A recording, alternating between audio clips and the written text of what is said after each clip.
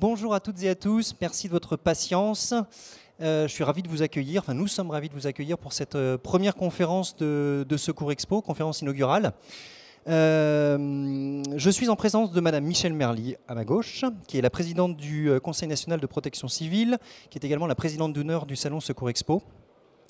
Également à ma gauche, Madame Sandra Gutleben, excusez-moi, j'y arrive, qui est préfète, chef du bureau de la planification des exercices et des retours d'expérience à la DGS-CGC, la sécurité civile, en raccourcissant. Juste sous-préfète, pardon, excusez-moi. Ah bah, je lis quelquefois, je lis l'avenir. Hein. J'excuse Marc Meunier qui devait être avec nous et les épisodes neigeux, on y reviendra sans doute.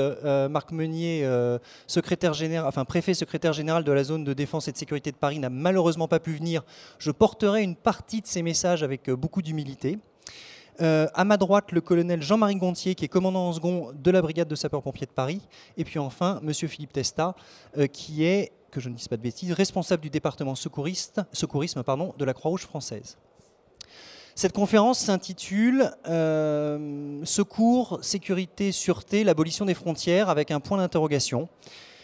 Je vais, dans une première courte introduction, j'allais dire casser un peu la surprise. Oui, les frontières sont abolies. On va revenir sur cette thématique et sur doit-on continuer à aller un petit peu plus loin dans l'effacement des dernières traces de ces frontières opérationnelles. Il reste effectivement des frontières qui sont tout à fait naturelles, des frontières administratives qui font que chaque corps d'État a sa propre organisation, son propre mode de fonctionnement, surtout en termes de gestion RH, en termes éventuellement de formation initiale, en termes de plan de formation continue, ce genre de choses. Mais d'un point de vue opérationnel, et pour celles et ceux qui évoluent dans le monde soit du secours, soit de la sécurité, soit de la sûreté, on le voit ces dernières années, on va y revenir sur l'organisation avec Madame Gutleben, les frontières sont tombées. Première question pour vous, Madame Merly. En tant que présidente du CNPC, comment pourrait-on améliorer encore ce fonctionnement interservices? Est-ce que ça passe uniquement par l'abolition des frontières entre les différents services étatiques, les associations agréées de sécurité civile et éventuellement les partenaires privés? Je pense, on est dans un épisode neigeux, les sociétés gestionnaires d'autoroutes, les directions régionales des infrastructures et ces choses-là. Comment peut-on aller plus loin?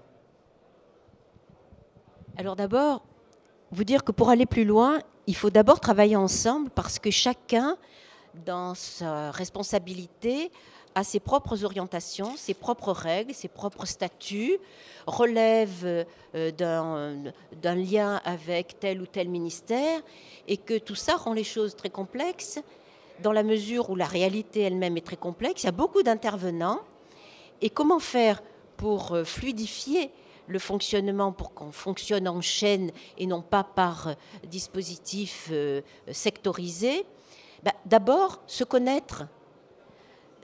Dans un deuxième temps, c'est essayer de savoir ce que peut faire l'autre et ce qu'il ne peut pas faire pour avancer et essayer de trouver le moyen avec les autres d'agir de façon plus cohérente. Alors, je crois que vous parlez de frontières.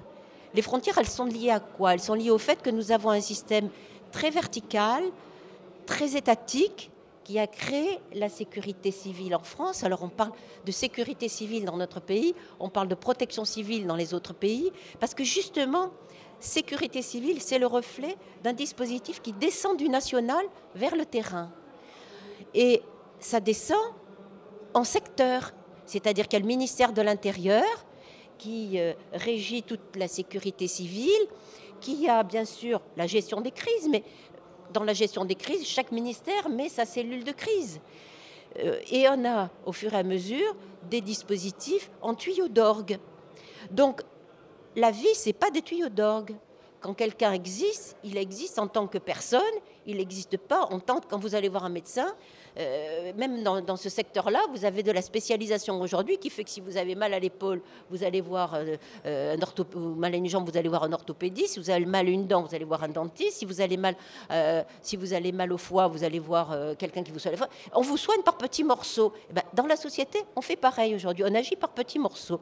Alors qu'il faut retrouver l'intégralité de la transversalité. Cette transversalité, il n'y a pas d'autre façon pour être transversal que de se connaître et de travailler ensemble.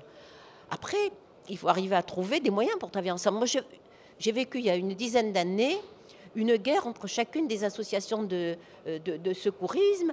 Il y avait beaucoup de jalousie sur le terrain, il y avait beaucoup de difficultés entre les associations entre elles, entre les associations et les pompiers.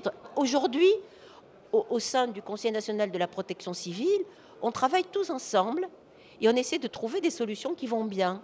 Et quand on trouve des solutions qui peuvent améliorer les choses, on va tous ensemble dialoguer avec les ministères pour essayer de les faire avancer. Actuellement, par exemple, vous savez qu'il y a de grosses difficultés entre les blancs, les rouges, les médecins blancs, les médecins rouges, les médecins associatifs. Eh bien, on a créé une commission où travaillent tous ensemble ces médecins et on s'aperçoit que ce qu'on prenait pour des choses insurmontables, finalement, ça peut être surmonté assez vite. On trouve des solutions pratiques. Parce que quand les solutions viennent du terrain, quand elles viennent de la part de ceux qui agissent au quotidien, eh bien, on les trouve, les solutions. Parce que la praticité des choses, elle est vécue par tout le monde. Et par conséquent, chacun sait comment on pourrait avancer.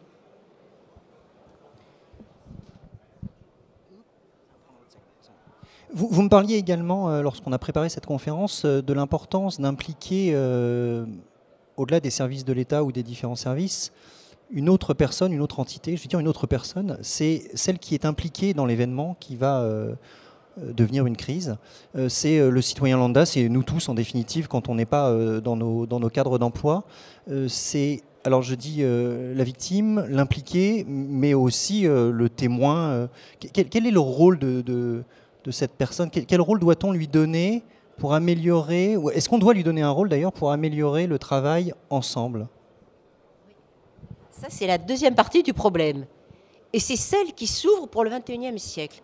Parce que la première partie dont j'ai parlé, c'est-à-dire la coopération et l'articulation de tous les intervenants en matière de protection civile et de sécurité civile, si on rajoute l'État, bien évidemment, c'est une étape qui est en cours et qui est bien avancée.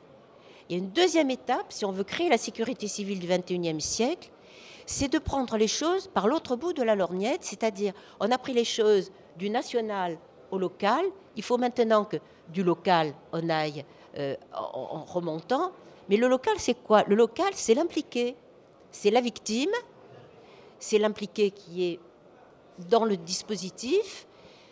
Quand on prend une catastrophe, quelle que soit la catastrophe, que ce soit un attentat, que ce soit une inondation, que ce soit bon. On a un ensemble de gens qui sont concernés dans un certain environnement. Les gens qui sont concernés, il y a des gens qui sont blessés, il y a des gens qui malheureusement décèdent, il y a des gens qui sont blessés, il y a des gens qui sont concernés, qui sont là mais qui ne sont pas blessés.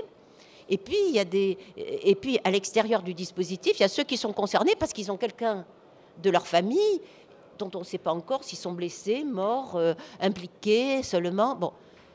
Aujourd'hui, qu'est-ce qui se passe?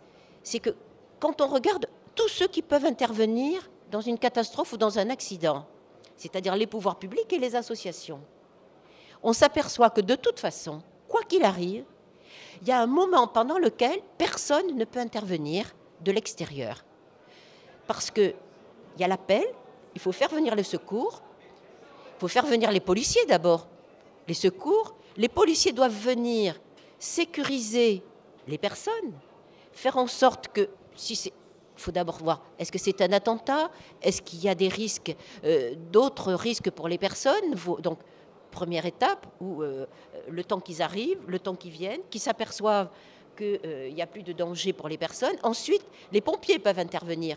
Les pompiers, eux, ils doivent s'assurer que la structure tient bien, qu'il n'y a pas de risque d'effondrement, qu'il n'y a pas de risque... Donc, et à ce moment-là, quand les policiers et les pompiers interviennent, la chaîne des secours est enclenchée, mais il y a indiscutablement une période pendant laquelle personne ne peut intervenir dans une zone qui est concernée par un sinistre. Personne ne peut intervenir, donc les seuls qui sont sur place peuvent intervenir. C'est-à-dire des impliqués qui ne sont pas blessés doivent pouvoir peut-être faire les gestes de premier secours.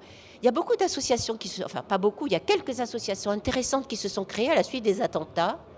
Ce sont des associations qui se sont créées avec des personnes qui étaient présentes sur les attentats, ou des victimes, ou des personnes impliquées, et qui plaident justement pour qu'on les écoute et qu'on entende ce qu'elles ont à dire du fait d'avoir été présentes pour dire ce qu'elles auraient pu faire si elles avaient été formées. Certains l'étaient, d'autres ne l'étaient pas. Donc il y a à passer au stade aujourd'hui d'un citoyen qui devient acteur de sa propre sécurité. Et ça, dans notre pays, nous ne l'avons pas bien fait. Tout simplement parce que jusqu'à présent, nous avions des services qui intervenaient de façon très opérationnelle.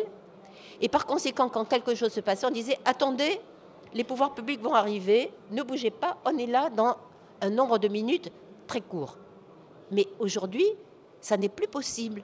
Ça n'est plus possible parce que les choses sont de plus en plus complexes dans un milieu de plus en plus urbain, et parce que d'autre part, les services publics, y compris d'ailleurs en y ajoutant tout le réseau des associations, ne peut plus apporter sur le terrain une réponse immédiate, et qu'aujourd'hui, nos concitoyens veulent des réponses immédiates. Donc si nos concitoyens veulent des réponses immédiates, il faut que nos concitoyens deviennent des citoyens actifs. Et tout ça, ça pose la question de la formation. Parce que chaque citoyen doit pouvoir savoir ce qu'il a à faire, ne serait-ce que pour déclencher l'alerte, ne serait-ce que pour se protéger, ne serait-ce que pour protéger des personnes qui sont avec lui, ne serait-ce que pour apporter les soins de premier secours possibles dans un contexte où il n'y a pas encore d'intervention extérieure. Donc je crois qu'on doit repenser à cette aune, l'organisation, et parachever notre dispositif en ayant un dispositif totalement opérationnel et transversal qui permette de faire en sorte que cette chaîne qui commence à s'organiser entre les pouvoirs publics et les associations soit une chaîne qui aille jusqu'au citoyen et intègre le citoyen comme un acteur actif de sa propre sécurité dans la chaîne continue des secours. Un peu comme on le faisait en quelque sorte au Moyen-Âge, quand se mettait en place une chaîne de secours pour les incendies, où chacun prenait les seaux et le passait au suivant. Je crois que c'est vraiment cette image-là qui doit revenir. Ce n'est pas une image ancienne, c'est une image nouvelle, mais à valoir pour le XXIe siècle, c'est-à-dire en y intégrant, comme l'a très justement dit tout à l'heure la déléguée interministérielle, en y intégrant les nouvelles technologies, parce que sans ces nouvelles technologies, on ne peut plus agir aujourd'hui. Donc ça nous bouscule considérablement, mais c'est une reconstruction qui s'appuie sur toute l'efficacité de notre dispositif, mais qui rajoute l'efficacité du citoyen et qui prend en compte les nouvelles technologies. C'est à ce prix-là qu'on construira une sécurité civile du XXIe siècle. Merci beaucoup. Ah, vous avez été apprécié au moins par une personne et j'en vois d'autres qui sourient. Il y en a plus que ça. Oui, c'est les victimes, mais in fine, chaque citoyen est malheureusement est une victime potentielle. Enfin, on le sait tous. Enfin, on parle des accidents de la vie courante, on parle du risque incendie, on parle du risque routier. On a tous, et là je parle en tant que simple citoyen, à faire face à un accident un jour malheureusement dans notre vie. On va parler justement de ces actions qui peuvent être mises en place, qui sont mises en place ou qui ont été mises en place et pourquoi elles ont été mises en place. Avec, dans un premier temps, vous, colonel Gontier, au niveau de la BSPP, puis on donnera la parole ensuite à monsieur Testa, côté Croix-Rouge. Bon, la brigade des sapeurs-pompiers est mondialement connue. Mondialement, je me permets. Je le dis, mondialement connu. Sur Paris, même si mon chiffre n'est sans doute pas à jour, un délai moyen d'intervention inférieur à 10 minutes, je pense même inférieur à moins de minutes que ça, entre 7 et 8 minutes. On sait, je pense tous dans cette salle, que sur certains accidents, sur certaines pathologies médicales, ces 7 ou 8 minutes sont plus que vitales. Est-ce que la brigade des sapeurs-pompiers, et je pense que la réponse est oui, est-ce que la brigade de sapeurs-pompiers a engagé des actions pour faire en sorte que pendant ce délai d'intervention, enfin ce délai de transport qui est incompressible, hein, aujourd'hui on est encore avec des véhicules avec des roues, on ne peut pas se transporter immédiatement à un endroit, en tous les cas physiquement.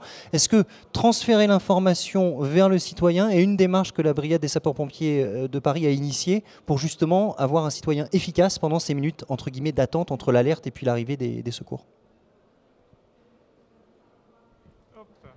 Très bien, je vous remercie de me donner la parole. Donc je vais rebondir et m'inscrire dans la continuité de ce qu'a dit à l'instant Madame la préfète Merly, et je répondrai à votre question par ce cheminement. Effectivement, comme l'a dit Madame la préfète, jusqu'à présent, on a toujours conçu les secours et on les a toujours confiés à des professionnels. Parce qu'en fait, on est très rationnel et on se dit, il n'y a que les professionnels qui peuvent faire bien les choses. Donc à partir de là, c'est suffisamment sérieux pour mettre un peu nos efforts et pas s'occuper des autres. Or, avant de parler des professionnels, comme on dit, une crise, un événement dramatique a toujours un terrain, se déroule toujours quelque part. Et sur ce terrain, fort heureusement, il y a de la vie, c'est animé. Et donc ceux qui sont sur ce terrain, c'est vous et moi. Hein, il n'y a pas que vous, il y a aussi nous, vous et moi, parce qu'on est tous avant tout des citoyens. Aujourd'hui, on est peut-être en uniforme, mais demain, on est en civil et on est dans la rue, en mesure de porter secours ou éventuellement d'être secourus aussi à notre tour. Voilà, ça veut dire quoi? Ça veut dire que les gens sont attachés à leur territoire. Et c'est très important aussi de leur faire prendre conscience de cet attachement à leur territoire et aux services qu'ils peuvent se rendre à eux-mêmes et aux autres. Donc là, très clairement aujourd'hui, je pense que la notion de professionnalisation de la délivrance du secours, c'est quelque chose qui, dans nos sociétés, et là je me tourne vers M. Testa, avec les associations agréées de sécurité civile et le nombre d'associations en France, plus d'1,3 million associations en France, plus de 26 millions de Français se disent « je suis adhérent à une association ». 18 millions, allez, 16 millions de Français se disent non seulement je suis adhérent, mais en plus je suis membre actif, je suis bénévole d'une association. Bon, malheureusement, ils ne sont pas tous dans les associations de secours, ils sont plutôt dans les associations sportives et des associations à but culturel ou propriétaires ou locataires de parcs immobiliers. Voilà, on va dire ça pour faire simple. Ceci dit, il y a quand même de l'initiative derrière, il y a quand même de l'envie d'engagement. Donc je pense que là, on a un terreau fertile. On doit continuer à travailler sur ce terreau et le faire grandir. Donc je sors de cela. Ensuite, tout à l'heure, on parlait d'abolition de frontières. Je vous rejoins complètement. Si vous regardez un petit peu tout ce qui est écrit aujourd'hui, tout ce qui est publié dans le domaine de la sécurité du secours, on ne parle que de sécurité globale. C'est-à-dire que c'est plus possible de dire les secours interviennent, les pompiers, le SAMU, les associations de sécurité civile ont leur compartiment de terrain et font leur job dans un coin. Et de l'autre côté, vous avez des gens très sérieux, entreprises publiques, entreprises privées, éventuellement le citoyen aussi, fait aussi sur son compartiment de terrain son job. Non, ça, c'est pas vrai. Aujourd'hui, systématiquement, quand on approche un sujet, quand on parle d'une problématique, on déroule toute la liste et on fait en sorte que chacun retrouve sa part d'expression et vienne s'agréger au modèle ou au plan. Bien évidemment, on travaille toujours selon un plan. Mais bon, je dirais ça sur le ton de la plaisanterie. On dit toujours qu'au début d'une crise, la première victime, c'est le plan. Certes, mais dans le plan, chacun a son tiroir et chacun a eu l'occasion de voir comment travailler son partenaire et comment s'associer avec son partenaire, très clairement. Et après, et je reviens sur ce que vous avez dit, Madame la Préfète, qui est tout à fait judicieux et pertinent, après, c'est avant tout un problème de connaissance interpersonnelle. Vous savez très bien qu'on peut écrire les plus belles phrases et les plus beaux sujets sur le papier. Si les gens ne se rencontrent pas, si les directeurs ne font pas l'effort de jouer leur propre rôle, si ceux qui sont en dessous jouent aussi leur propre rôle. Vous savez, quand on est dans une situation de crise, souvent, on délègue. Bon, ça, je sais comment je ferai. Occupez-vous de ça et puis on verra ça le jour où ça se passera. Oui, mais le jour où ça se passe, chacun reprend sa place dans l'échiquier, sur l'échiquier. Et là, il faut savoir exactement ce qu'on doit jouer comme partition. Donc ça repose quand même aussi sur les relations interpersonnelles, sur les connaissances réciproques et les relations humaines. Je ferme cette parenthèse et j'arrive tranquillement sur comment on se rapproche de notre territoire et de notre population. Bien évidemment, les sapeurs-pompiers de Paris couvrent 4 départements, Paris et la Petite Couronne, mais comme chacun de leurs camarades sapeurs-pompiers professionnels, on est avant tout attaché à un territoire. D'accord ? Nos casernes sont réparties sur l'ensemble des départements et la plupart du temps sur, je dirais, un isochrone d'une caserne, 10 minutes, entre le moment où vous partez de la caserne et le bout de votre secteur. Bien évidemment, il y a la réciprocité entre secteurs de manière à pouvoir toujours couvrir et qu'on ne se trouve pas dans un manque de moyens. Voilà, donc ça, c'est un petit peu le modèle qui a prévalu au 19e siècle. Et aujourd'hui, avec tous les ordinateurs et les meilleurs calculateurs, on n'a pas trouvé mieux. Voilà, donc on n'insulte pas l'intelligence de nos anciens et on essaye en revanche d'affiner un peu ce modèle. Donc du coup, une fois qu'on a dit ça, on s'intéresse à notre population. Vous voyez partout des camions de pompiers qui traversent la ville et tout. On ne traverse pas la ville juste en se cachant et le soir sans faire de bruit. On est lumineux, on est voyant et on interagit avec la population. Et on essaie de faire rentrer dans nos casernes nos concitoyens. Et ça a été l'initiative après les attentats. J'essaye un petit peu de fixer, d'illustrer. On s'est aperçu que la culture du risque et du secours en France, là je l'ai dit, hein, ce n'est pas forcément la première association qu'on crée dans son quartier. Très bien. Mais c'est ce qui peut vous sauver en revanche. Donc, on revient là-dessus, et avec nos camarades des associations agréées de sécurité civile, avec la Fédération nationale des sapeurs-pompiers de France, avec votre association, hein, le Conseil national de la protection civile, et puis la Direction générale de la sécurité civile, tout le monde s'est mis autour de la table suite à ces attentats dramatiques pour constater quand même une chose, c'est que, comme l'a dit Madame la préfète, dans les 3-4 premières minutes, la plupart du temps, ce sont les victimes et ceux qui sont autour des victimes qui vont pouvoir commencer les premiers gestes et faire en sorte de s'en sortir. Je fais une petite digression, mais vous allez trouver ça peut-être intéressant. Lorsque, après les attentats du 13 novembre, bien évidemment, on fait du benchmarking, mais tout le monde, hein, ça c'est vraiment une démarche, je dirais, sécurité civile, c'est pas propre aux pompiers de Paris, c'est une démarche sécurité civile. On fait du retour d'expérience, et dans le retour d'expérience, il y a un petit paragraphe qui dit « Regardons ce que font les autres ». Et pas que regardons nous et regardons nos services, regardons ce que font les autres. Et donc on a un petit peu voyagé, on a un peu regardé, et on a analysé en 2017, par exemple, et je vous donne ça comme ça, c'est ce qu'il y a de plus frais, je ne vais pas vous raconter les choses qui sont passées en 2004 ou 2005. En 2017, on a regardé toutes les MCI, ce qu'on appelle les Mass Casualties Incidents, tout ce qui est les attentats massifs où il y a eu beaucoup de victimes. Et on a pris un pays qui ressemble un peu au nôtre, parce qu'on dit toujours que ce qui se passe aux États-Unis, 10 ans après, c'est ce qui va se passer en France. Fort heureusement, ce n'est pas systématiquement comme ça. Pour tout. Pour certaines choses, oui, mais pas pour tout. Donc, du coup, on a regardé un peu ce qui s'est passé en 2017, et je vais vous donner 3 attentats. Allez, on va prendre celui de Lauderdale, en Floride, un aéroport, 2 terroristes qui font le coup de feu à 2 heures d'intervalle, au même endroit, et donc, du coup, qui désorganisent les secours, parce que les secours ne comprennent pas s'il s'agit toujours de du même attentat qui continue, ou c'est quelque chose qui recommence. En fait, on était dans quelque chose qui recommençait, d'accord ? Et le temps d'aborder, d'arriver aux victimes, parce que là, la police a dit attention, c'est que, périmètre de sécurité, ce qui est normal, préservons ceux qui ont réussi à sortir de l'enceinte et du périmètre, et pour les autres, essayons de voir comment on peut y accéder. Et lorsqu'on analyse un petit peu les survivants, ceux qui ont eu le plus de chance et une capacité de survie supérieure en fonction de leurs blessures, c'était ceux dans les nids de victimes où il y avait à côté des gens qui ont été capables de faire les premiers secours. Les premiers secours, ce n'est pas vous intuber et regarder comment vous allez respirer avec un stéthoscope ou tout ce que vous voulez. Les premiers secours, ce n'est pas ça. C'est arrêter une hémorragie, c'est mettre quelqu'un en position latérale de sécurité pour lui permettre au moins de respirer ou de protéger ses constantes vitales. C'est des choses très simples, très très simples. C'est mettre un doigt dans une plaie. Enfin, je vous raconte ça comme ça, mais vous pouvez me faire confiance. J'ai un peu de vécu. Un doigt dans une plaie, ça peut des fois faire pas mal de choses. Ou enfin, un pansement, quelque chose que vous trouvez sous la main. C'est ça qui sauve les gens. Premier exemple. Deuxième exemple, Las Vegas. Grand concert, un frappadingue qui tire d'une tour. Énormément de victimes. Là aussi, lorsqu'on analyse après, le coefficient chance des victimes qu'on a récupérées ensuite, ou que lorsque les secouristes, les pompiers, les policiers, les associations agréées de sécurité civile, bon là-bas ça ne s'appelle pas comme ça, mais en tout cas les associations ont pu accéder aux victimes, aux nids de victimes, on s'aperçoit que les nids de victimes où il y a eu le plus de gens qui ont conservé la vie et qui ont pu être pris dans de bonnes conditions, étaient les nids de victimes où vous aviez quelques personnes qui étaient formés aux premiers gestes et aux gestes de secourisme. Et là, on dit toujours que les pays anglo-saxons sont en avance sur nous. Et bien là, les Américains, quand même, les autorités locales ont fait ce constat triste de dire, à part ceux qui ont été dans la garde nationale ou qui ont fait l'armée pour X raisons, il y a très peu, finalement, même aux États-Unis, de gens formés ou en tout cas habitués à pratiquer ce type de gestes. Et si vous regardez un peu tout ce qui est écrit et la littérature sur ces sujets-là en anglais ou en allemand ou en français, aujourd'hui aussi, vous allez voir que je ne vous raconte pas de bêtises, parce que tout un groupe de médecins urgentistes américains ont dit « ça suffit, il faut encore qu'on développe plus le secourisme aux États-Unis ». Alors vous imaginez ce pays-là qui, pour le coup, et à pratiquement 40-50% de gens formés. Nous, on dépasse péniblement les 20%. Et encore, quand je dis 20%, allez, moi je vois toujours le côté du verre plutôt plein que vide. Et on a encore un peu de chemin. Voilà les choses. Le constat, c'est celui-là. D'accord ? Donc, une fois qu'on a dit ça, qu'est-ce qu'on fait pour la culture de sécurité ? Qu'est-ce qu'on fait pour la culture du secours ?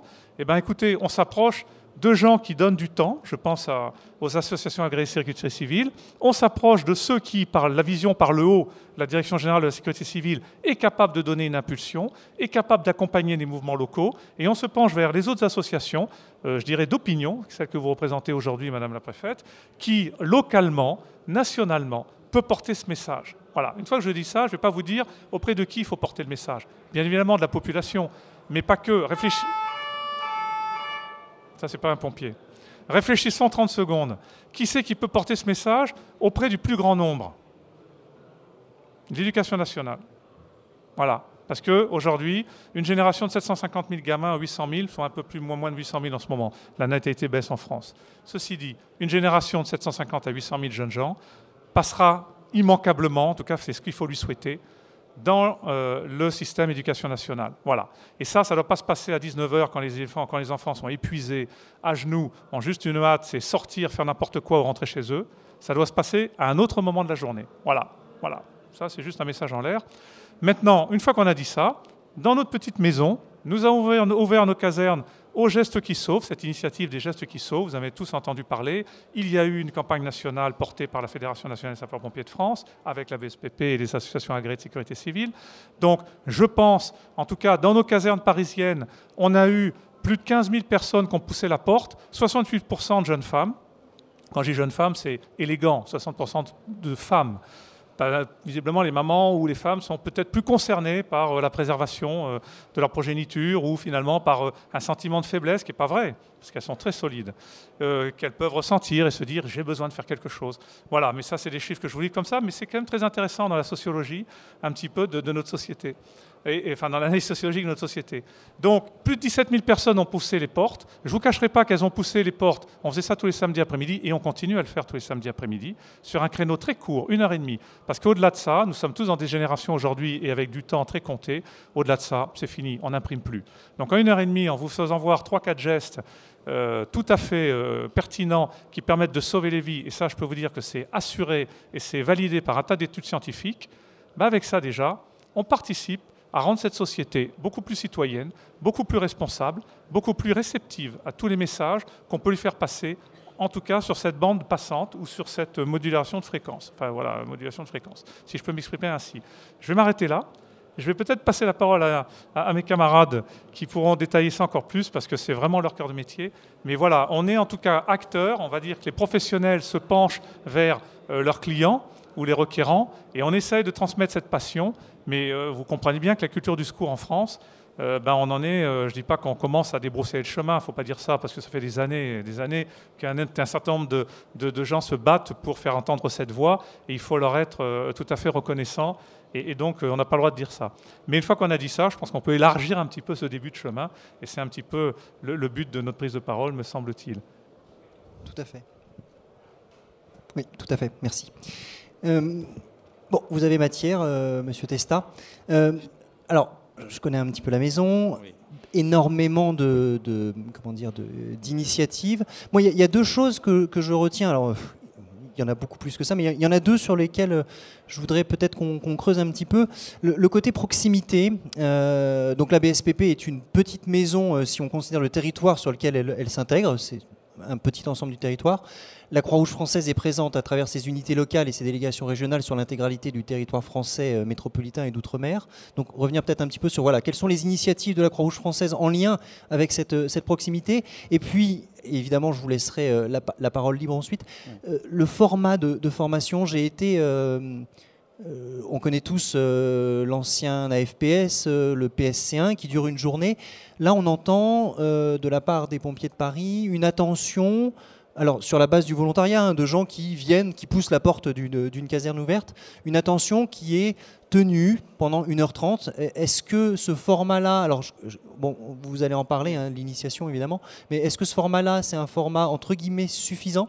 Alors, voilà. Ce qu'on sait, juste pour pas rentrer dans un débat scientifique parce que ça va ennuyer tout le monde, mais très clairement, ce que vous avez dit, colonel, est vraiment ça. C'est-à-dire qu'aujourd'hui, les études scientifiques prouvent que les gens intègre plus, surtout des gestes techniques, surtout sur les premiers secours, sur des formats qui sont plutôt pas trop longs, c'est-à-dire 2 heures, 1h30, 2 heures, c'est très bien, et qui doivent être itératifs, c'est-à-dire qu'on doit pouvoir reproduire assez souvent un certain nombre de compléments, un certain nombre de rappels concernant la formation. Mais là, des études scientifiques le démontrent bien. C'est-à-dire que les formats longs, en fait, demandent des modes intellectuels un peu plus complexes, et ce qui fait qu'en termes de rétention mnésique, c'est-à-dire ce dont on se souvient à terme, on s'aperçoit qu'au bout de 6 mois, les gens finissent par se focaliser sur un geste ou deux.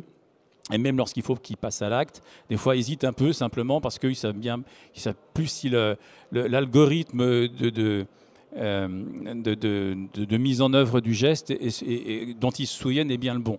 Donc on sait ça maintenant, on le sait. Donc effectivement, les formats courts sont des formats à privilégier. Au niveau de la Croix-Rouge française, depuis 1992, on avait lancé l'IPS au départ, hein, c'est-à-dire que c'était déjà un format court. Et à l'époque, c'est vrai qu'on a été un peu décrié en nous disant « mais qu'est-ce que vous faites là ?» Concrètement, l'histoire nous montre qu'on n'avait pas forcément tort de partir sur ce format-là. Moi, ce que je voudrais dire ensuite, par rapport à tout ce qui a été dit, c'est qu'en fait, on rentre dans la culture de la réduction des risques. La réduction des risques, alors de catastrophe ou de pas catastrophe si ça se passe à la maison, mais en tous les cas de réduction des risques. Et c'est vrai que vous avez cité le PSC1, et dans le PSC1, depuis nous, une dizaine d'années, on y accole 1 heure de plus qui s'appelle Initiation à la réduction des risques, où en fait on parle aux gens pendant 1 heure, assez rapidement, de ce qu'ils pourraient mettre en œuvre pour déjà assurer leur propre autoprotection pour eux et leur famille assez rapidement. C'est un programme qu'on avait développé avec la Commission européenne et donc qui est développé sur toute l'Europe au niveau des sociétés nationales de la Croix-Rouge. Et on réactive de toute façon ces programmes-là depuis au moins 2 ans, puisqu'on est en train, avec d'autres sociétés nationales, de finaliser un projet qui s'appelle Recheck, autour duquel on sensibilise les gens dans leur proximité ou dans le collectif à l'établissement de... Alors on peut appeler ça un plan de sauvegarde, mais ça fait un peu peur quand on va chez les gens pour leur en parler. Donc on leur dit juste à quoi pouvez-vous penser si toutefois, à côté de chez vous, puisque vous connaissez le risque d'inondation, le risque, etc., etc., à quoi vous pouvez penser pour essayer de faire que vous puissiez tenir 24 ou 48 heures, pardon, ou peut-être 72, puisque ça c'est un autre projet qui a été développé par exemple aux Antilles, 72 heures, sans avoir de possibilité de ressources autres externes.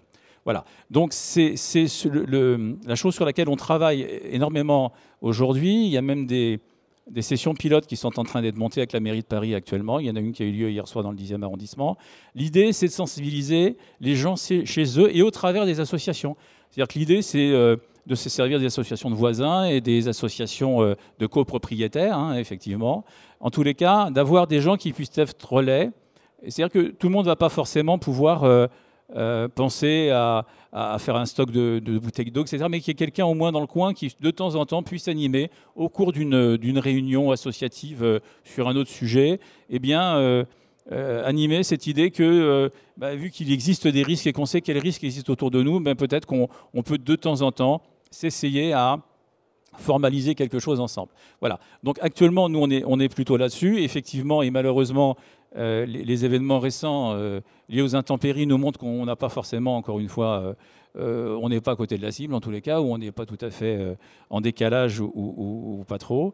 Voilà. Donc, on travaille sur ces choses-là, et on travaille en collaboration, en plus, avec d'autres sociétés nationales en Europe. On travaille avec la Commission européenne sur ces sujets-là, donc on est vraiment sur quelque chose d'assez systémique. Et ça, c'est un point sur lequel j'insiste et que Michel Merlier a bien souligné, et le colonel aussi. On est réellement, aujourd'hui, assez confronté à ce problème de systémique. C'est-à-dire que la systémie, c'est-à-dire la considération de l'ensemble des facteurs qui puissent entrer en ligne de compte sur une gestion de crise, et ça passe aussi par la prévention. Et nous, là, avec tout ce que je viens de vous expliquer, vous avez bien compris qu'on est plutôt sur le côté préventif. Qu'est-ce qu'on peut apporter aux populations avant que la chose se passe, avant d'être dans le curatif, qui est pour l'instant le modèle français qui tend à être modifié. Et je rejoins encore une fois le colonel sur l'inscription dans l'ADN des gens de la culture de sécurité civile. Ça passe forcément par l'éducation nationale. C'est des dispositifs qui doivent être intégrés, qui doivent être en fait portés tout au long de la vie. Il y a la période scolaire, ensuite peut-être la période universitaire ou d'études, quelle qu'elle soit, et ensuite la période professionnelle, où on doit pouvoir amener justement sur des formats courts des rappels aux gens. Et ça, c'est le travail de l'ensemble des composantes de la protection civile en France d'une façon générale, et autant des associations que de l'État. Puisque nous avons cette possibilité, comme ça vient d'être souligné, que les associations sont en lien direct, vraiment en proximité avec la population, comme d'autres services, mais avec une approche différente. Disons que l'input est un peu différente. C'est pas quelque chose de... On ne représente pas une force... c'est-à-dire qu'on est là où les administrations, des fois, ne peuvent pas entrer. Voilà ce que je veux dire. C'est-à-dire qu'on ne représente pas l'État, on ne représente pas la puissance publique, tout ça. On a une relation beaucoup plus décontractée avec la population. Et ça veut dire aussi qu'on travaille aussi très bien avec les services de l'État. Ce n'est pas ce que je veux insinuer, mais ce que je veux dire là, c'est qu'on a des fois la possibilité d'aller dans un endroit ou de toucher des populations qui seraient un peu plus compliqué ou complexe à accéder, en tous les cas, en termes d'accès direct pour les services publics. Voilà. Donc je pense que la complémentarité des associations, ça a été souligné, donc je paraphrase, mais est vraiment d'une importance primordiale, et que le travail avec les populations, vous savez, il y a un courant qui existe maintenant depuis quelques années, qui est de dire...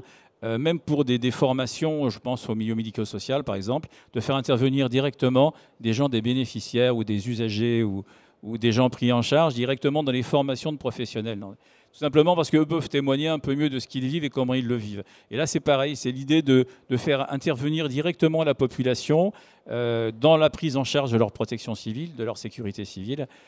Et on le voit maintenant sur les images d'ailleurs à la télévision. Les gens commencent à s'entraider, à créer des réseaux.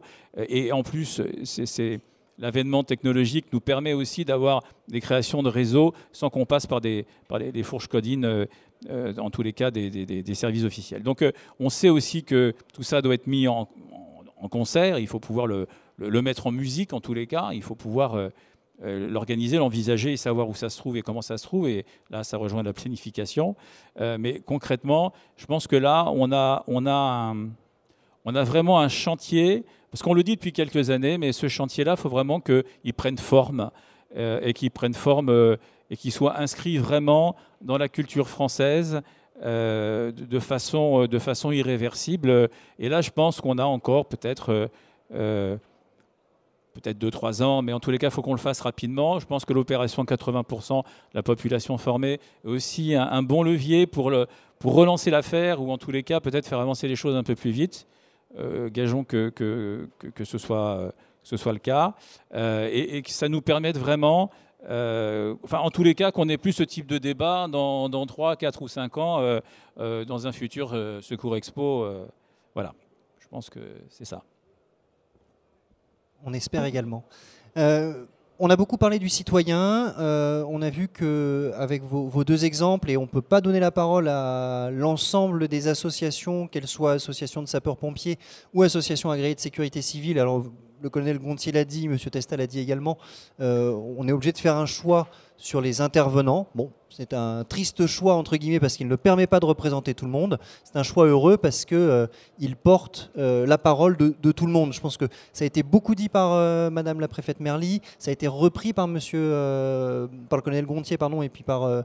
Testa. Le fait de travailler tous ensemble, et ça va me permettre de vous donner la parole, le fait de travailler tous ensemble est un gage d'efficacité, manifestement. Vous êtes la directrice d'un bureau qui s'occupe de 3 domaines, un bureau de planification, un bureau qui s'occupe d'exercice, un bureau qui s'occupe de rétexte, on en reparlera peut-être un petit peu également. Qu'est-ce qui a changé ces dernières années dans la manière d'organiser? Je reviens un petit peu sur la première partie de ce que Madame Merly a porté comme propos au niveau de l'organisation des services, alors de l'État, mais pas que, puisqu'on se rend bien compte qu'il y a différents acteurs qui doivent travailler ensemble manifestement pour mieux gérer les crises. Qu'est-ce qui a changé dans la manière d'organiser les exercices ou de planifier les plans, visiblement première victime, malheureusement, en cas de crise? Alors, qu'est-ce qui a changé ? Si on fait un tout petit peu d'histoire, on se rappelle que la notion de planification, on l'a depuis les années 50. Donc, depuis les années 50, on est habitué à faire des plans qu'effectivement on pétarde au premier événement. Mais cette planification, elle a été faite dans les territoires par les préfectures et beaucoup avec les services d'incendie et de secours. Et on avait du mal à impliquer les autres services qui disaient la planification, c'est le travail des pompiers, c'est le travail de la préfecture. Moi, force de l'ordre, puisque c'était beaucoup les forces de l'ordre, ça n'est pas trop mon sujet. Et dans les exercices, on retrouvait exactement le même schéma. C'est-à-dire que dans les exercices, la préfecture organisait son petit scénario, les pompiers jouaient beaucoup, et les forces de l'ordre avaient du mal à s'impliquer. Avaient peut-être même du mal à trouver leur place, puisque vous aviez d'un côté un directeur des opérations de secours, d'un côté un COS, et le policier ou le gendarme, avec ses équipes, n'était pas complètement, ne se sentait pas utile. Les attentats ont changé complètement le logiciel aujourd'hui, puisque d'abord, on n'a plus un directeur des opérations de secours. Le préfet n'est plus directeur des opérations de secours, il est directeur des opérations.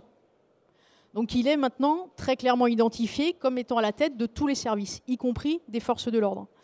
Ensuite, on a placé effectivement la responsabilité aux forces de l'ordre de la sécurisation du site. Désormais, en cas d'attentat, ce sont ou les policiers ou les gendarmes qui assurent le commandement des opérations. Il n'est plus question, il n'y a plus de concurrence sur ce sujet-là. C'est posé, c'est écrit. Et ça a été écrit avec toutes les mains concernées du ministère de l'Intérieur, ce qui n'était pas complètement gagné non plus. Mais ça a été écrit à la fois par la DGPN, par la DGGN, la DGSCGC et en synthèse le haut fonctionnaire de défense. Donc on est quand même passé très clairement à une étape supérieure. Et cette étape, on la retrouve aussi sur le territoire avec des exercices où désormais tout le monde s'implique. Et enfin, il y a la formation. Aujourd'hui, il y a des formations croisées. On intervient auprès des commissaires de police. On intervient auprès des officiers de sapeurs-pompiers. Les commissaires interviennent chez les pompiers, etc. On est complètement dans des formations croisées. Il ne s'agit pas tant d'apprendre à faire la guerre qu'effectivement apprendre à se connaître. L'intérêt d'un exercice, c'est pas de savoir si on est capable d'amener un camion du point A au point B. L'intérêt d'un exercice, c'est de se voir en dehors d'une situation de stress réel, de se connaître, de connaître la façon de fonctionner du partenaire pour qu'en cas de crise réelle, quasiment on ne fonctionne qu'en action réflexe. C'est pour ça qu'on pétarde des plans. On ne fonctionne qu'en action réflexe. Et ça, on l'a vu à l'occasion de Nice, puisque malheureusement Nice a été l'aboutissement du travail qui a été fait après Bataclan, où la prise en compte de l'attentat de Nice, excusez-moi parce que je suis d'astreinte et comme il neige en hiver, ça panique un tout petit peu tout le monde. L'attentat de Nice, tout le monde a eu des actions réflexes qui ont été travaillées l'année qui a précédé pour préparer l'euro. Donc aujourd'hui, tout le discours sur les exercices, sur l'interservice, etc. a été renforcé par l'attentat, par la gestion de l'attentat sur la promenade des Anglais, et on le voit et on l'observe régulièrement.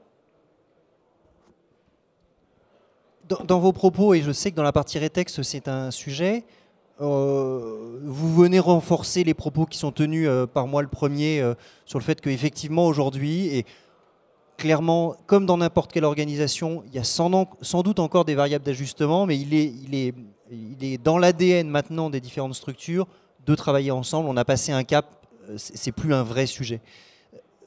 Quid du citoyen dans tout ça? Dans vos rétextes, est-ce que ce citoyen dont c'est porté par les 3 personnes qui ont pris la parole avant vous, dont il est nécessaire qu'il soit impliqué avec une sensibilisation, une initiation, une formation, hein, on y mettra le mot qu'on veut, mais en tous les cas, que ce soit un citoyen impliqué, un citoyen, je vais oser le mot, responsable, quel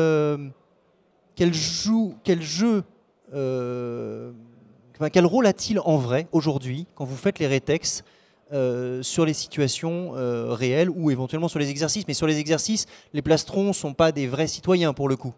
Ah, les plastrons sont des vrais citoyens. Allons-y alors.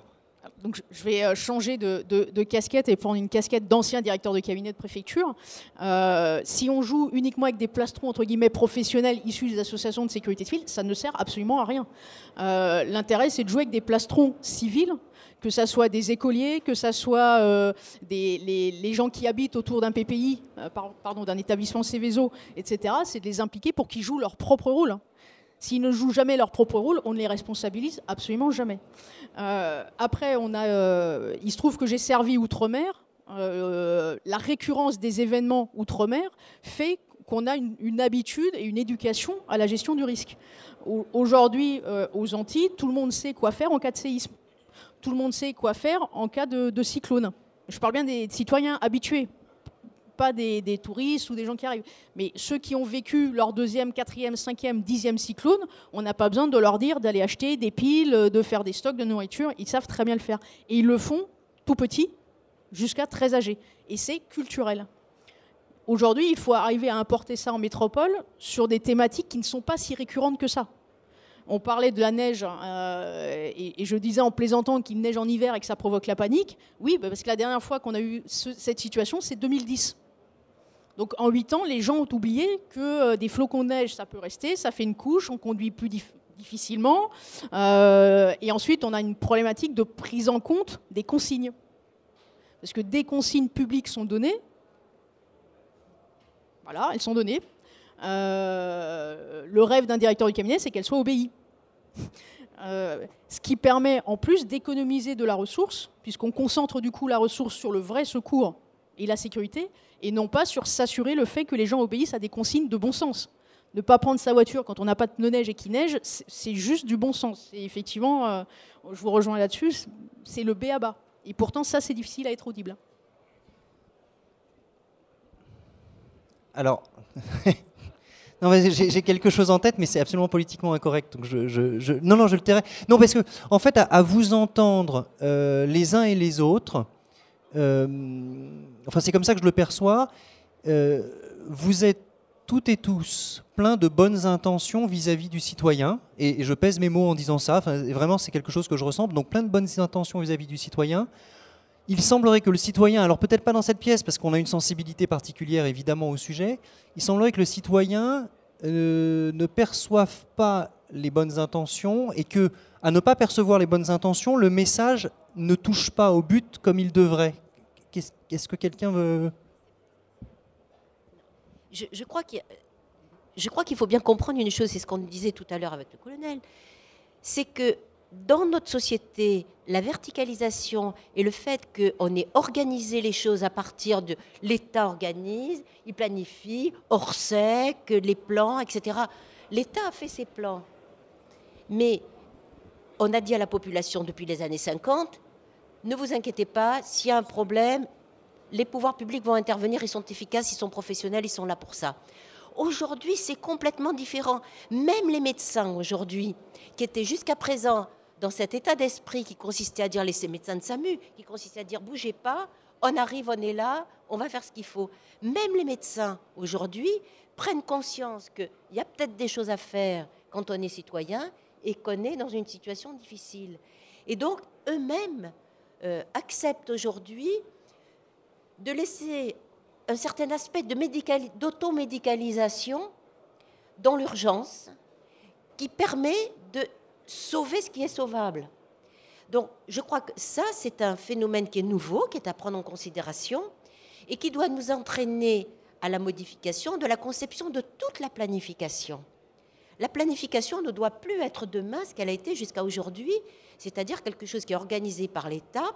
D'ailleurs, moi, il y a quelque chose qui m'a beaucoup frappé, c'est que dans la plupart des planifications de prévention qu'on met en place, on accorde très peu de place aux associations. Déjà, si on commençait dans la on commence à le faire, mais je me souviens, quand j'avais lancé la planification sur les inondations à Paris, ça remonte aux années 2001-2002, quand j'ai dit, moi, je veux travailler avec toutes les associations, on m'a dit, oh là là, mais comment est-ce qu'on va faire? C'est pas possible. Non seulement il fallait travailler avec les associations, ce qu'on a fait, pour monter le plan, hein. Mais j'ai dit, mais le jour où on va être dans les emmerdements, si on n'explique pas aux associations quels sont les itinéraires qu'en cas d'inondation, on va donner aux moyens de secours, mais ils ne vont pas savoir par où passer. Il faut qu'ils soient associés à ces itinéraires. Il faut qu'eux-mêmes voient par rapport à leurs implantations comment ils vont pouvoir s'organiser. Deuxièmement, il fallait travailler aussi avec les opérateurs. Les opérateurs, c'est souvent des organismes privés. Il faut travailler avec tous les... Alors, ça fait des planifications qui sont extrêmement lourdes à préparer, bien sûr, puisqu'il faut associer 150 à 200 structures. Au-delà de ça, il y a le citoyen à associer. Le citoyen, est-ce qu'il y a des plans qu'on lui a expliqués? Pour le moment, on a des plans, mais ils ne sont pas publics. Ils sont très peu publics, les plans qu'on fait.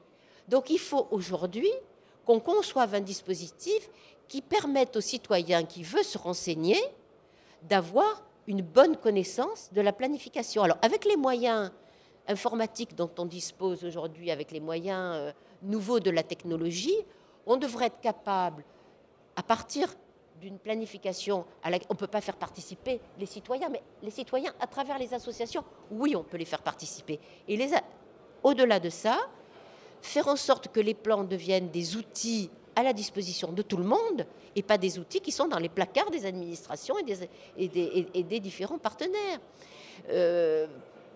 Il faut savoir aussi que le citoyen, on ne peut pas l'obliger à apprendre, mais si on a, ce qu'on a déjà dit tout à l'heure, des citoyens qui sont formés au premier secours avec ce qu'a dit Philippe tout à l'heure, qui est parfaitement juste, c'est-à-dire que vous donnez la place quand vous faites les formations citoyens, vous lui faites à peu près 1 heure où on lui explique ce que sont les choses, quels sont les risques auxquels il peut être confronté dans sa vie quotidienne. Et c'est très important de le faire parce que si on lui donne déjà cette ouverture, on va lui donner l'appétence peut-être d'aller chercher sur les réseaux sociaux, sur les dispositifs technologiques nouveaux, des informations lui permettant de savoir qu'est-ce qui peut faire d'utile. Par exemple, s'il y a 3 jours, on avait pu dire, dès que la neige arrive, dire si vous allez sur tel site, vous aurez tous les éléments d'information qui vous aideront face à cet épisode neigeux que nous attendons. Déjà, si ça existait, ce serait pas mal. Parce que c'est vrai que les gens oublient. C'est vrai que les gens oublient. Mais on peut leur dire, attention, vous allez avoir un épisode de neigeux, vous allez avoir un épisode de pluie intense, vous allez avoir un épisode de vent violent. Renseignez-vous, vous avez ces informations qui sont... Voilà. C'est ce travail-là qu'il nous faut faire. C'est un travail de communication pour que nos citoyens puissent accéder à l'information. Il faut le faire avec beaucoup d'humilité, en se mettant non pas à la place de l'État, à la place des collectivités, mais en se mettant à la place du citoyen lambda qui se trouve dans son quartier ou dans son village. Comment est-ce qu'il va vivre la situation difficile qu'il va devoir affronter parce qu'on annonce un épisode difficile sur tel ou tel aspect. Voilà. Donc, si on était capable, avec nos planifications, d'intégrer tous ceux qui doivent être intégrés et de les rendre lisibles par les citoyens, peut-être qu'on pourrait avoir un...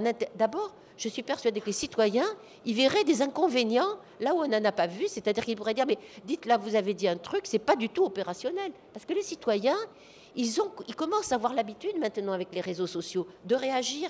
Et cette réaction des citoyens, l'État et les collectivités locales et tous les partenaires publics ne doivent pas en avoir peur. Ils doivent le prendre au contraire comme une vraie participation. Et alors là, on aura de l'interactivité dans la politique de sécurité civile. C'est vrai que c'est très dur à mettre en place. Ça nécessite, bien sûr, de voir les choses complètement différemment, à l'envers de ce qu'on a fait. Alors, il y a des expériences qui se font. Par exemple, la brigade a fait des éléments d'information qu'on peut aller chercher. La Fédération des sapeurs-pompiers a fait ça. Les associations ont fait ça.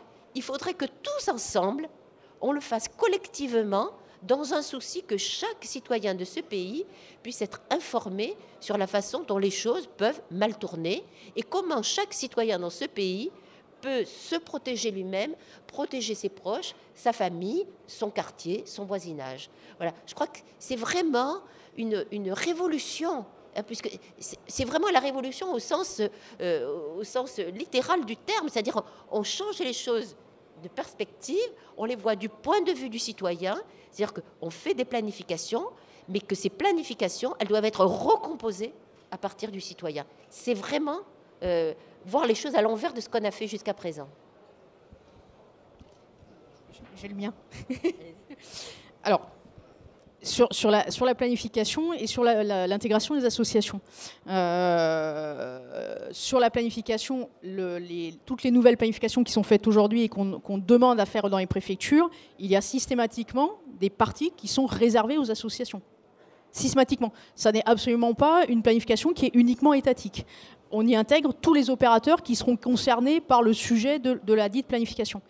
Et dans les exercices aujourd'hui qui sont organisés dans les préfectures, notre message, et le message de mon bureau, puisqu'il se trouve que c'est moi qui le porte, c'est de dire utiliser les associations, non pas comme des plastrons, mais pour le travail qu'elles feraient dans l'événement réel. Et utiliser bien comme plastron la population. Donc ça, c'est aujourd'hui un message qui est passé et qui commence, mais qui commence de plus en plus. Sur l'information des citoyens, on pêche en matière de communication parce que techniquement, tout existe sur les sites internet des préfectures. Sauf que quiconque a essayé de se brancher sur un site internet de préfecture a renoncé au bout du 2e clic. Et c'est normal. Tout simplement parce qu'ils sont très jolis, enfin ils étaient très jolis il y a 10 ans, et qu'aujourd'hui, voilà, la modernisation n'a pas atteint encore les sites des préfectures. En revanche, vous avez sur les sites les documents relatifs aux risques des départements.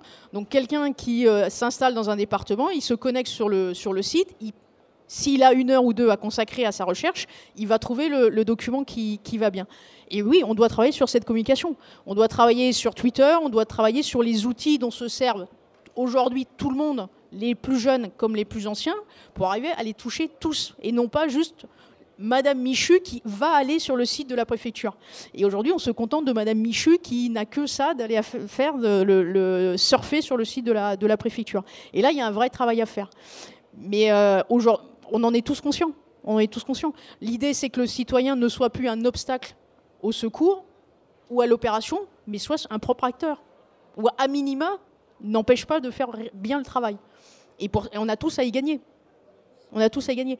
Mais dans les exercices territoriaux, les grands exercices, ce qui est compliqué à faire dans certains types d'exercices, c'est de faire participer les citoyens parce qu'ils ne se sentent pas complètement concernés.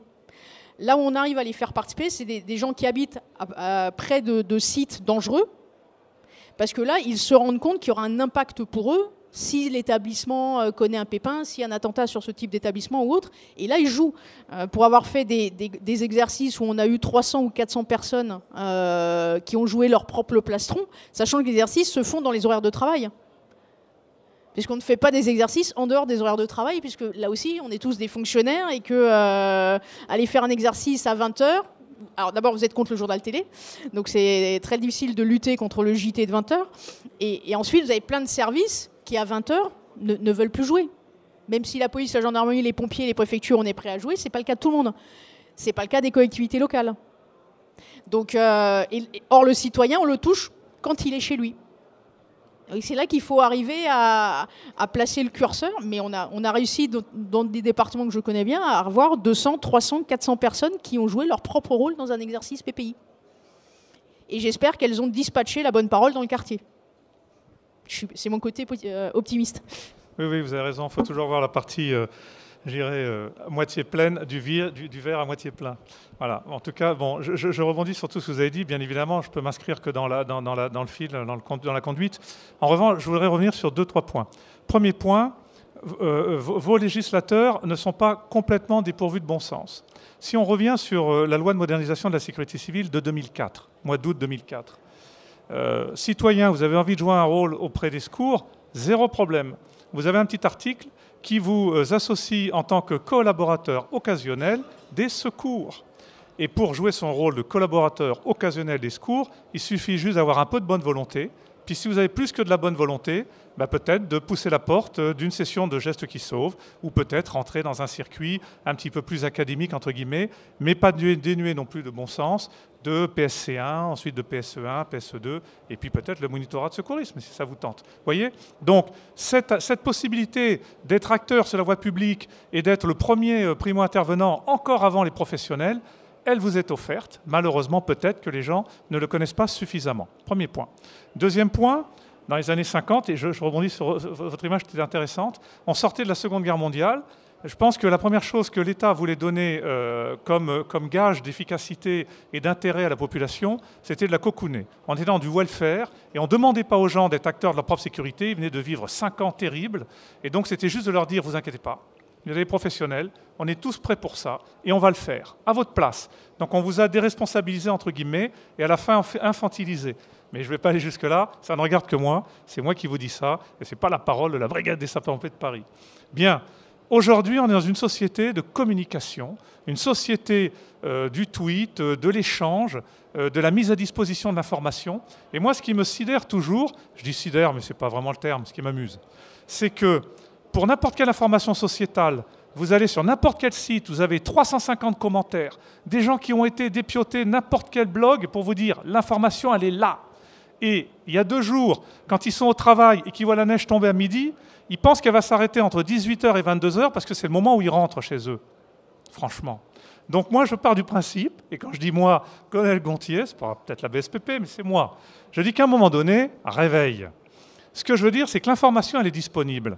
Tout à l'heure, M. Testa parlait d'atténuation des risques. On a tous une assurance Yard, je dis risque d'hiver et incendie, et voire même peut-être responsabilité civile.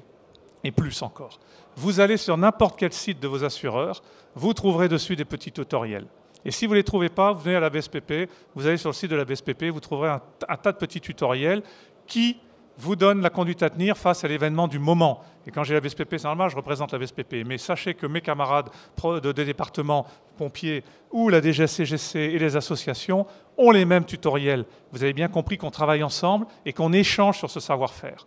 Voilà. Tout ça pour vous dire qu'il y a quand même quelque chose dans cette société qui fonctionne. Il faut juste avoir de temps en temps la curiosité de pousser les bonnes portes, et d'aller au bout de sa logique et de sa démarche. Alors maintenant, on va continuer le chemin, et on tire la ficelle, parce que bon, on est là pour ça, de l'éducation des populations et de l'approche du citoyen vis-à-vis de sa propre sécurité. Donc, il y a un certain nombre d'initiatives qui sont portées par la Brigade du sapeur-pompier de Paris. Je vais parler d'initiatives très pratico-pratiques, et ensuite, puisque tout à l'heure vous avez évoqué la notion de technologie, d'utilisation des nouvelles technologies, je finirai mon propos par cela. Aujourd'hui, on a à peu près 4 dispositifs qui sont partagés avec mes camarades des départements, qui visent à aller directement au contact du jeune, de nos concitoyens, pour essayer de les sensibiliser. Le premier dispositif, c'est ce qu'on appelle les jeunes sapeurs-pompiers. Pour le cas des sapeurs-pompiers de Paris, ça s'appellera des jeunes sapeurs-pompiers de Paris. Et pour le cas de mes camarades en province, ce sont les jeunes sapeurs-pompiers attachés à leur département. C'est quoi ? C'est une formation qui dure 3 ans, qui est diplômante, qualifiante, c'est-à-dire que si vous arrivez au bout de la formation, le jeune peut s'insérer dans la vie professionnelle. Donc là aussi, ce n'est pas dénué de bon sens. Et puis au-delà de ça, c'est une façon de se retrouver avec d'autres petits camarades, garçons et filles, c'est également partagé, entre l'âge de 15 ans et 18 ans, et de vivre une expérience attachée à son territoire. J'ai entendu ici tout à l'heure que le territoire est très important. Bien évidemment que c'est très important, puisque le risque, vous allez le vivre sur l'endroit où vous vivez à peu près, où vous avez l'habitude de conduire vos activités, je dirais, usuelles. Donc, pendant 3 ans, c'est pas très dur à ce point, c'est un samedi ou un dimanche, presque 40 semaines dans l'année, mais en même temps, ça teste votre volonté et ça teste votre adhésion au modèle, comme on dit, ou en tout cas au projet pédagogique. Et ça aussi, c'est pas d'une de bon sens. Donc, ces jeunes-là, on en a pour la BSPP, en gros, 100 par an. Ça fait à peu près 10 ans que ça existe. Alors c'est petit, mais c'est à l'image de notre maison. 8500 sapeurs-pompiers de Paris. Aujourd'hui, on a plus de 1000 jeunes sapeurs-pompiers de Paris, jeunes sapeurs-pompiers de Paris formés. C'est quand même pas une paille. Et c'est des jeunes qui demain, qu'on retrouvera en tant que réservistes chez nous. Ce sont des jeunes qui iront s'engager chez les sapeurs-pompiers. Ce sont des jeunes, autrement, qui rejoindront les associations agréées de sécurité civile parce que quelque part, ils ont envie de continuer leur dévouement, leur engagement et finalement leur don de soi et leur désintéressement. Voilà, ça c'est le premier dispositif. Deuxième dispositif, on a ouvert aux jeunes volontaires du service civique. Et ça, c'est partagé sur l'ensemble de la France. On a fait une convention avec l'Agence nationale des services civiques. Et pour proposer à des jeunes qui étaient en recherche de sens, en volonté de rentrer dans un parcours citoyen, entre guillemets, en tout cas, de donner un petit peu de compréhension à leur action dans cette société, voulaient agir. Donc nous, on leur offre cette proposition, cette possibilité. On en forme 250 à 300 par an. Ça fait 4 ans qu'on est dans le dispositif. Là aussi, on a plus de 1000 jeunes qui sont formés. Ces jeunes-là, ils montent dans nos camions.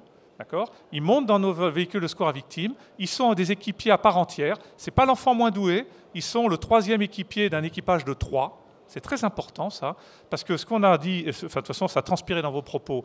Mais quand on est volontaire et quand on s'engage au bénéfice de la collectivité, je pense que la moindre des choses, c'est que la collectivité ou l'institution qui utilise votre bienveillance et votre temps vous en soit parfaitement reconnaissante. Voilà. Et la reconnaissance est quelque chose de très important. Et donc, pour bien intégrer ces jeunes volontaires et leur dire vous êtes parfaitement bien chez vous et vous faites le même métier que nous, eh bien, il faut leur donner une place à part entière. Et les VSC, chez nous, et je pense que chez les autres aussi, ils sont le 3e homme ou femme d'un équipage à 3, et pas le 4e d'un équipage à 3. Ça, c'est important. D'accord ? 3e dispositif. On a ce qu'on appelle le dispositif école ouverte. Ça fait plus de 10 ans qu'on fait ça. Pendant les vacances, vous avez des jeunes qui partent en vacances. Puis il y en a d'autres qui ne partent pas en vacances, qui restent attachés à leur territoire, parce que c'est comme ça. La société est faite comme ça. Et donc, ils sont à errer là, dans leur banlieue ou dans leur ville. Là. Et du coup, avec l'Éducation nationale, on propose d'ouvrir le collège. Ça s'adresse à des jeunes qui vont entre 11 et 14 ans. On ouvre le collège pendant 48 heures. Et ce sont des anciens sapeurs-pompiers de Paris ou des pompiers de Paris en activité qui donnent de leur temps et qui vont parler aux jeunes des secours, enfin des risques domestiques et la façon dont on se comporte lorsqu'on a ingéré tel produit, lorsqu'on a passé le bras à travers la vitre, lorsque ceci, lorsque cela. Voilà, c'est des sensibilisations, mais ça permet d'une part de regrouper cette jeunesse qui est parfois un petit peu turbulente, et puis en même temps de faire passer des messages intéressants et de faire vivre aussi l'école différemment, parce que là, pour le coup, on ne va pas les chercher manu militari, ils poussent la grille tout seuls et ils viennent dans la cour, même pendant les vacances. Là aussi, on a touché à peu près 17 000 jeunes. Ce n'est pas une paille. Et on intervient dans 250 lycées et collèges de la région parisienne. Là aussi, ce n'est pas une paille. Et enfin, le 4e dispositif, c'est les jeunes cadets de la sécurité civile. Et ça, une fois de plus, ça a été poussé par la Direction générale de la sécurité civile, prôné. Et c'est un protocole avec double partenariat. Partenariat éducation nationale, partenariat direction générale de la sécurité civile. Nos camarades sapeurs-pompiers professionnels le font, les sapeurs-pompiers de Paris le font. Dans chaque département, l'objectif est peut-être, ça va vous paraître peut-être pas très ambitieux, c'est avoir une classe de la 3e jusqu'à la terminale, là, qui vont se suivre. Donc c'est des jeunes, une trentaine de jeunes, qui vont avoir un petit programme qui se passe entre 8h et midi et 14h et 17h. Ce n'est pas à 19h ou ce n'est pas à 3h ou à 6h du matin. Donc c'est intégré dans leur formation, je dirais, pédagogique.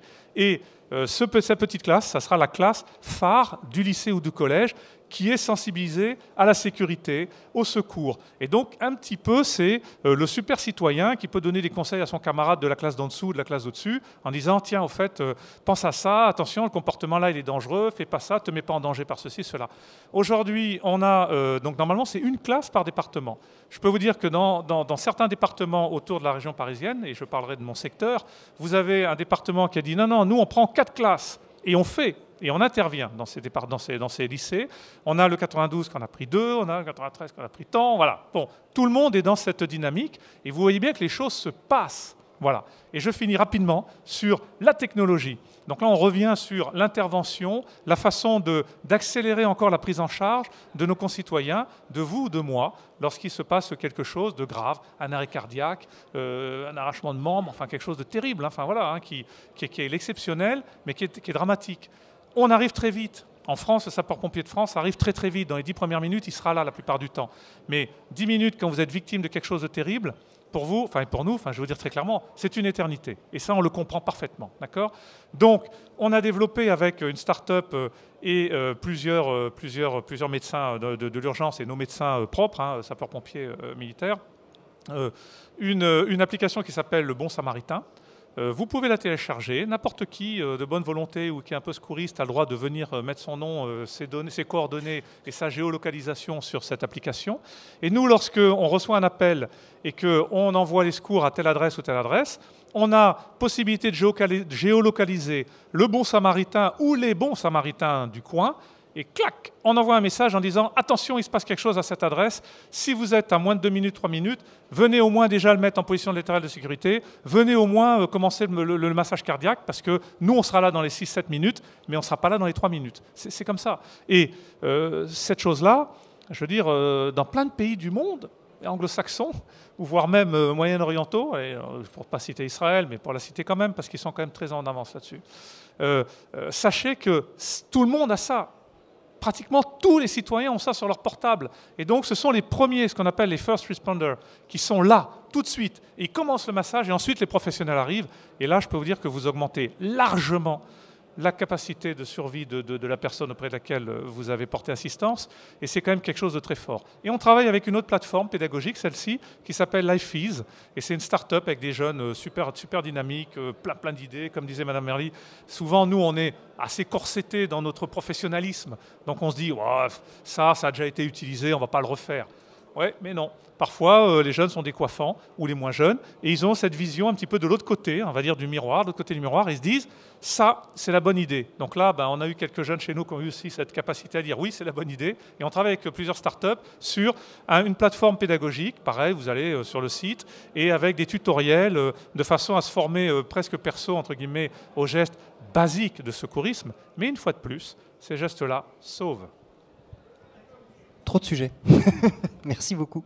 Trop de sujets. Trop de sujets pour faire réagir tout le monde, parce que je pense qu'on y passe l'après-midi. Puis après, on ne sera plus que tous les 5, ce sera très ennuyant. Est-ce qu'il y a des questions dans la salle? Moi, j'ai encore une question à poser à Monsieur Testa. Je voulais juste voir, parce que j'ai aussi plein d'autres questions. Normalement, on devait finir à midi. Allez, on va déborder un tout petit peu. Est-ce qu'il y a des questions dans l'Assemblée? Très bien, c'est comme ça, c'est moi qui vais pouvoir poser mes questions alors. Dans tout ce que j'ai entendu, oui, ça va être pour vous, Monsieur Testa, dans tout ce que j'ai entendu du colonel Gontier, cette effervescence, je dirais, d'initiative, il y en a une qui, moi, m'interpelle, alors c'est peut-être mon âge qui fait que maintenant ça m'interpelle, c'est le fait de former les jeunes, le fait de former, et notamment de former les jeunes à l'école. Alors, j'ai eu l'occasion et le grand plaisir d'aller au Puy-en-Velay, dans une classe bien particulière, une classe de 3e si je ne m'abuse, qui s'appelle une section Croix-Rouge, et où j'ai eu l'immense surprise, associée à un immense plaisir, de revoir des, je vais utiliser ce terme, il n'est pas très joli, de voir des gamins ultra motivés. Alors là, en l'occurrence, c'était, alors il y avait les gestes qui sauvent, mais il y avait la découverte du handicap. Alors, c'est pas dans la question de sauver des vies, mais c'est dans la question peut-être de la relation aux autres, dans l'acceptation de la différence, et donc quelque part dans le fait d'être capable d'aller aider un inconnu, qui n'est pas forcément quelque chose de très naturel. Pour la Croix-Rouge française également, la jeunesse et rentrer dans l'école est une des solutions qui va permettre d'impliquer le citoyen. Oui, alors on a depuis plusieurs années, en association évidemment avec l'Éducation nationale, on fait une proposition d'offre éducative. C'est-à-dire qu'on a plusieurs projets à proposer selon l'âge et selon donc les catégories d'élèves.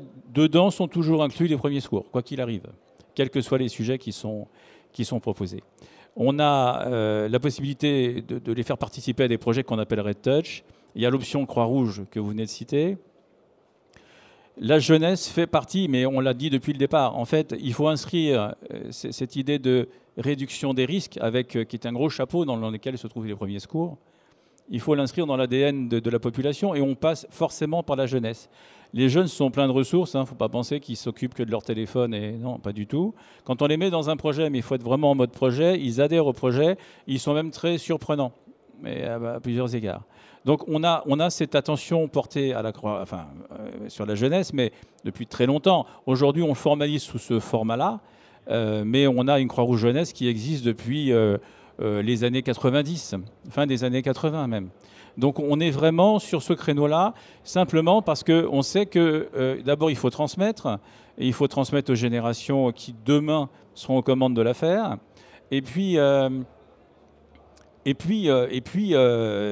si on faut être en complète cohérence, en adéquation complète entre le discours qu'on porte et ce qu'on peut proposer ensuite quand on parle de population, les jeunes en font partie. C'est-à-dire surtout aux gens qui demain pourront eux-mêmes peut-être colporter, diffuser, disséminer. Donc on est vraiment là-dessus. On reçoit à la Croix-Rouge française 400 services civiques, donc on est exactement sur les mêmes créneaux. On participe, on reçoit dans le Val-de-Marne, on a une association, enfin en tous les cas, un partenariat sur les cadets de sécurité civile.